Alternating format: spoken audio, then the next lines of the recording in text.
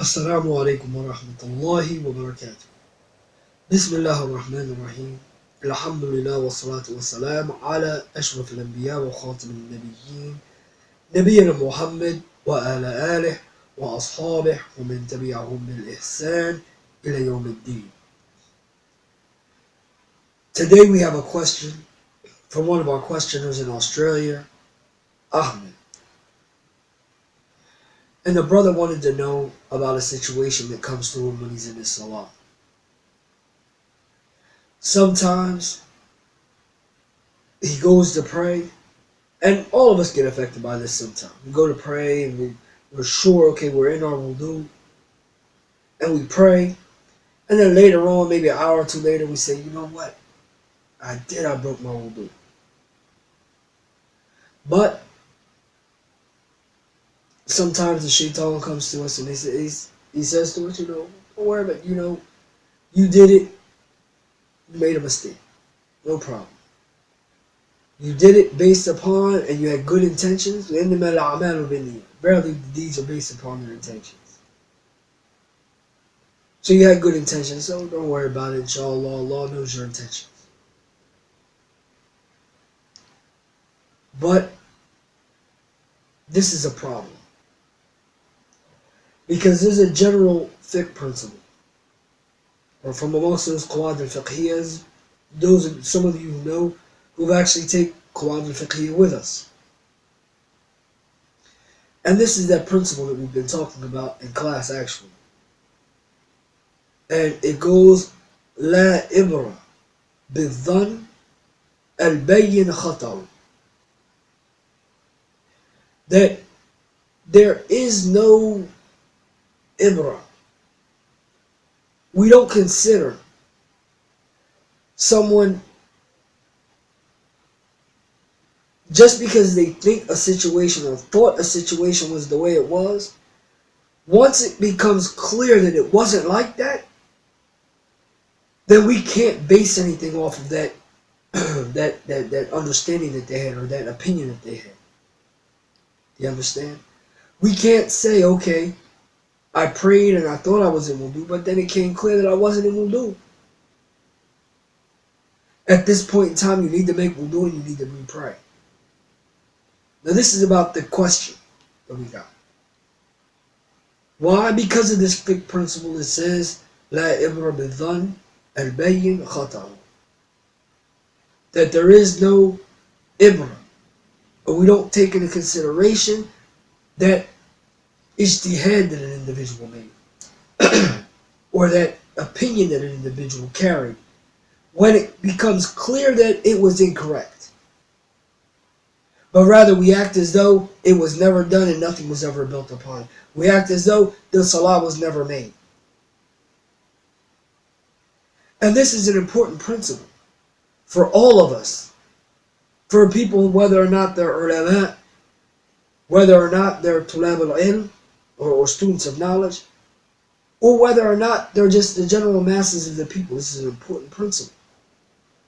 Because a lot of things ride on this principle. For instance, the water that you made wudu with. You believe that you made wudu with water that was pure. You found some water that was in a jug and this, that, and the other, and you said, okay, well, it's time for us to make wudu. You made wudu with this water and then you prayed. And later on, someone comes in there looking for the water in the jug. They're like, what happened to the water in the jug? I was about to go dump it out. You say, okay, well, why? I mean, this is just an example. And they say because, something was in that water and the water itself was najis. You all know from our fiqh classes that you can't make wudu with najis water, or water that has impurities in it and in itself is not pure. You can't make wudu with this. So now what you've done was you made wudu and you prayed with this. So do you say, okay, well, even though it's clear that I built my opinion off of something that was incorrect, that I'm going to continue going with that particular wudu and my salah as well? No. Because of this principle, when you understand the fact that There is no ibra by an opinion or for an opinion that is clear to you that was wrong. It's clear that it was wrong. Then you don't build on it. You don't act on it. You act as though it never was there, and you build upon what you were upon before that. So now that you know that that water wasn't pure, now you know you have to make wudu again. And because you know you weren't in wudu, you know you have to make salah again. You understand? This issue goes on and on and on and on. There are a lot of things in our lives that we build upon and understanding.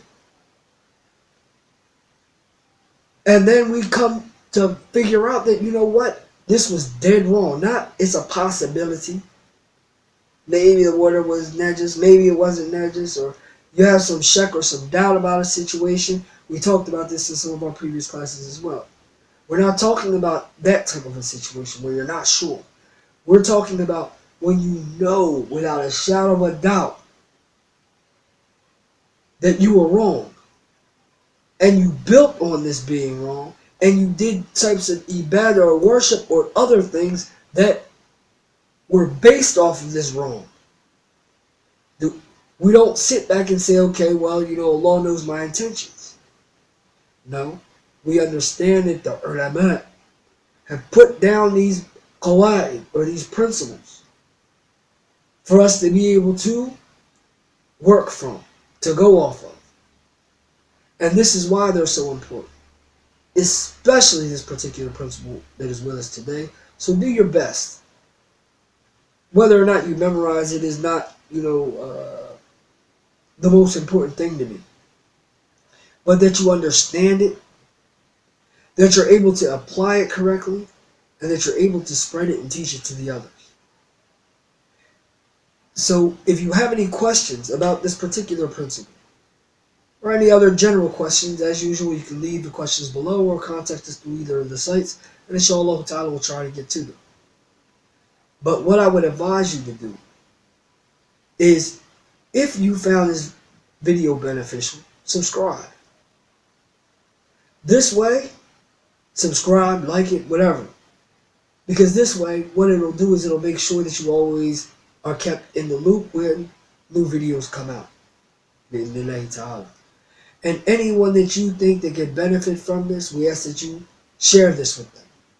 So that they too can benefit, so that we can start trying to pass off information that we can actually use in our lives. And not just be passing off information, but passing off beneficial knowledge that can actually be applied in our everyday lives.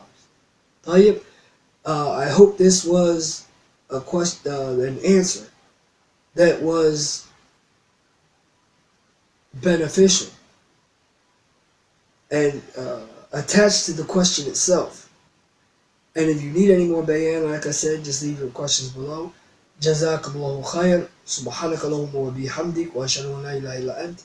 Wa astaghfiruka wa atubu ilayk. Wassalamu alaikum wa rahmatullahi wa barakatuh.